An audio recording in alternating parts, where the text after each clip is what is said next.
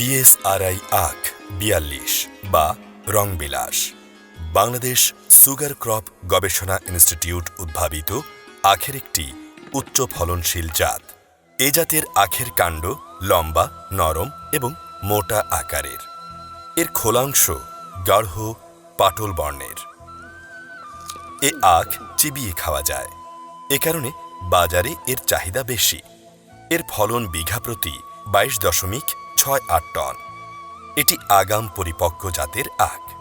গবেষণা করে দেখা গেছে বিএসআরআই আখ ৪২ বা রংবিলাস জাতের আখ অধিক খরা সহনশীল।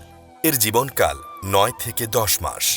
পানি নিকাশের সুবিধা আছে এমন উঁচু ও মাঝারি উঁচু জমিতে এর চাষ করা উত্তম।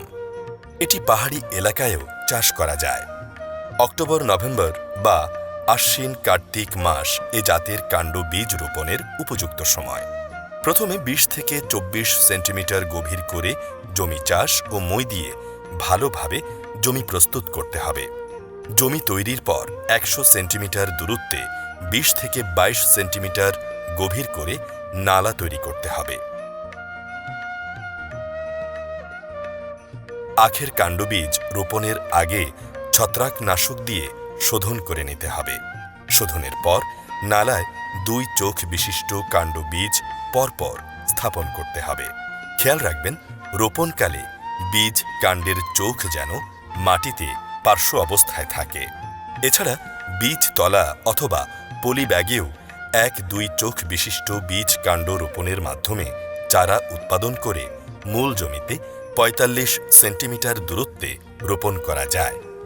বিএসআরআই ৪২ বা রংবিলাস জাতের আখ চাষে সাধারণভাবে বিঘা প্রতি urea ৪৮ KG, DAP ২৭ KG, MOP ২৪ KG, gypsum ২২ KG, magnesium sulphate ১৪ KG, zinc sulphate ১.৫ KG, boron ১.৫ KG এবং ৪০০ কেজি জৈব সারের প্রয়োজন হয়। আখ রোপণের আগে সব সারের সাথে ১/৩ ইউরিয়া এবং পটাশ সার সহ নালায় প্রয়োগ করে কোদাল দিয়ে কুপিয়ে মাটির সাথে মিশিয়ে দিতে হবে। কুশি উৎপাদনের সময় আবার ১/৩ ইউরিয়া ও পটাশ সার উপরি প্রয়োগ করতে হবে।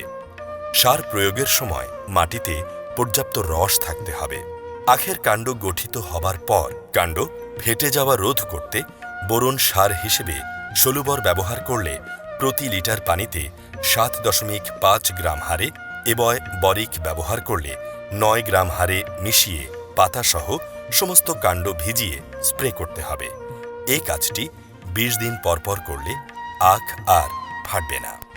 পোকামাকড়ের আক্রমণ হলে প্রয়োজনীয় দমন ব্যবস্থা নিতে হবে। এ জাতের আখের সাথী ফসল হিসেবে আলু, পেঁয়াজ, রসুন, মুগ, গিমা কলমি চাষ করা যায়। বিএসআরআই আখ ৪২ বা রংবিলাস চিবিয়ে খাওয়া আখ বিধায় কৃষক ভাই সরাসরি বাজারে বিক্রি করে অধিক লাভবান হতে পারেন। এর গুড় খুবই মানসম্মত, তাই রংবিলাস চাষ করুন, অধিক লাভবান হন।